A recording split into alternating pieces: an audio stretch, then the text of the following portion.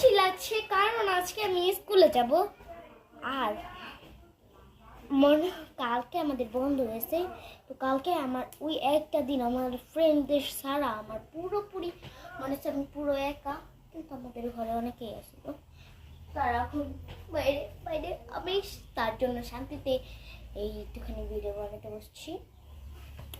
তো আজকে আমার স্কুল খোলা আর আমার ফ্রেন্ডদের সাথে আমি আজকে দেখা করতে পারবো, তো আমার আজকে অনেক খুশি লাগতেছে।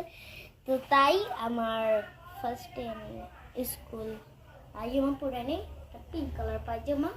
টাইলসও পরতে পারি, কিন্তু আমি টাইলস পরবো না, টাইলস পরলে কেমন দেখা হয় স্কুলের ড্রেসের সাথে।